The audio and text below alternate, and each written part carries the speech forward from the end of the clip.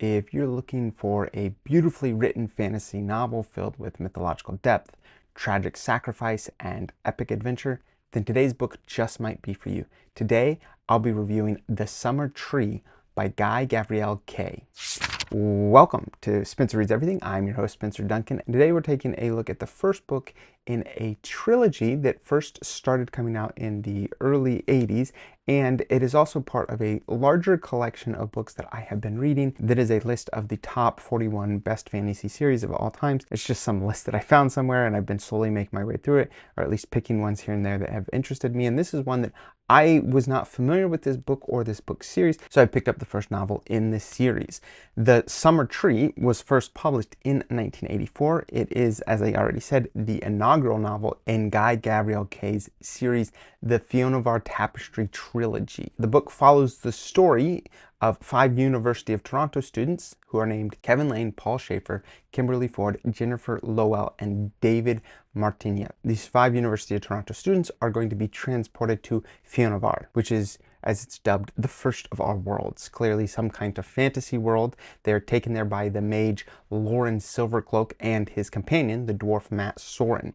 They are initially invited to participate in the festivities marking the 50th anniversary of High King Eliel's reign.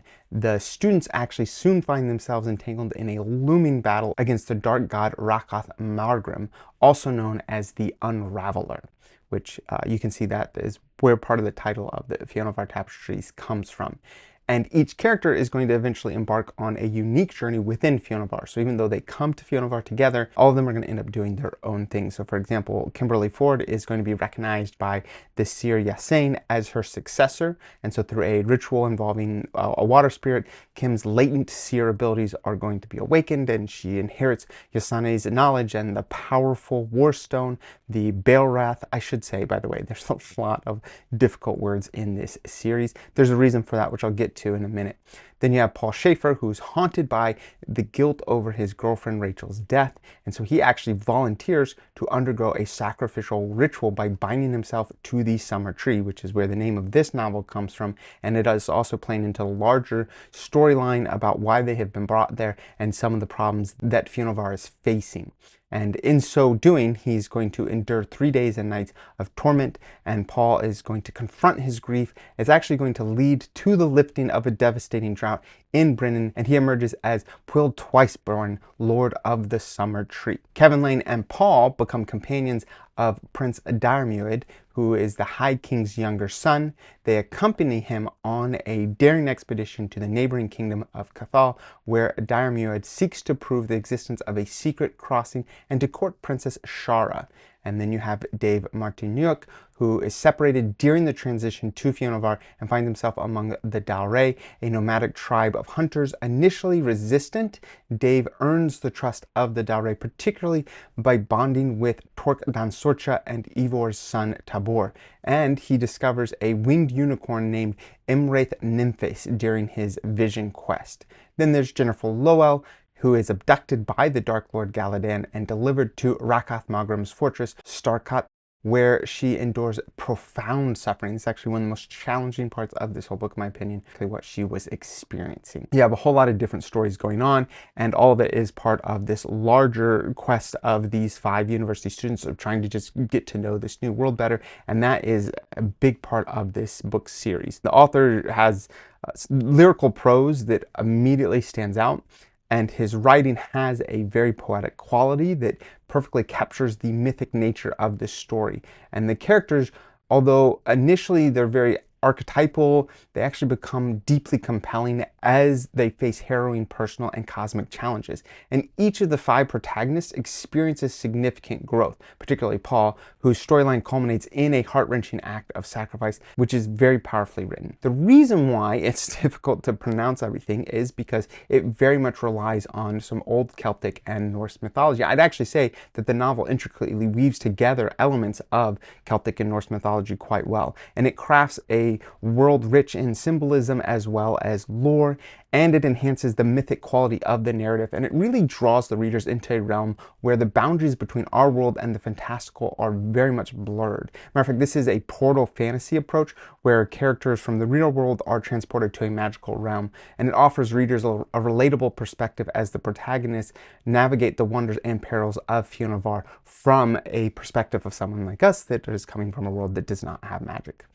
as far as I know. The beginning of the novel focuses on establishing its complex world and its characters, so this does lead to a slower pace, and the unfolding events do take a lot of adjusting to just understanding where everyone is, considering it is a lot of different storylines going on.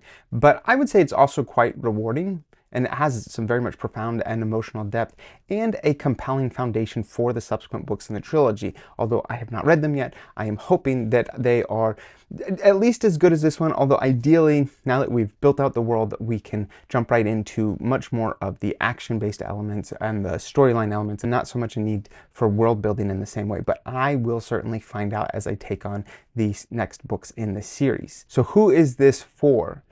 I would say that The Summer Tree is a richly woven tale that will resonate with readers who appreciate classic high fantasy that is infused with deep mythological elements. So fans of J.R.R. Tolkien's works will probably find some familiarity in Kay's intricate world building and the epic struggle between light and darkness. Additionally, those who enjoyed something like C.S. Lewis's The Chronicles of Narnia may appreciate the portal fantasy aspect, where characters are from our world and they're being transported to a magical realm, adding a layer of this connectedness and our ability to learn about this new world in the same way that they are, and giving us immediate sense of identity with the characters. And it creates this contrast between the mundane and the extraordinary. One of these things that makes the portal fantasy series especially appealing is that combination of the mundane and the extraordinary. I'd also say that readers who savor poetic prose and complex and intertwining narratives that are steeped in the Celtic and Norse mythology, or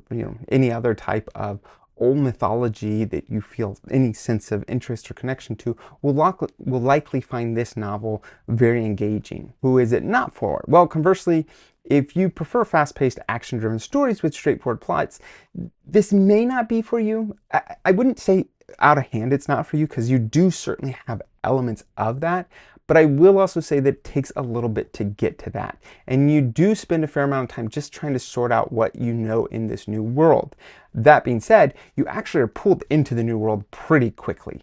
A matter of fact, one of the more jarring elements, I would say, of the novel is the fact that you don't actually get to know the 5 individuals all that well before they get pulled into Fionavar. So you might feel an immediate sense of disorientation as you don't know this new world, but you also don't really fully appreciate the characters that are being brought into it either. And so that is one of the things that can make it a little jarring, since you will have 5 characters that you need to be balancing and following their stories as you're going along. But all in all, especially by the end and as the action increases, you will finally find much more to be engaged with if you want that fast-paced storyline. It does eventually get to it. What I don't know is if the subsequent novels follow that same pattern or not. I will certainly let you know when I do. This is also for people that like that traditional medieval-inspired world. It is very common in high fantasy to have that type of trope, and so this may not be appealing to you, especially if you're curious in a more diverse type of high fantasy. And it's also worth noting that some readers have found the prose to be quite dramatic, and that the characters are still somewhat archetypal, which means they might not suit everyone's preferences, because sometimes the pros and cons of an archetypal character is that you immediately know what they stand for, but that also can rob them a lot of their nuance. And so I think that there is a problem of facing that in this book. But on the flip side, it does also provide a shorthand for understanding the purpose or the path that each of the individuals is going to take. So it's one of those things that it can go either way. It all depends on what type of high fantasy you're interested in. I would say overall that The Summer Tree is an emotionally resonant and a richly rewarding start to an epic trilogy that deserves more attention from modern readers. I think that this struggles from the time period that came out in the mid-80s.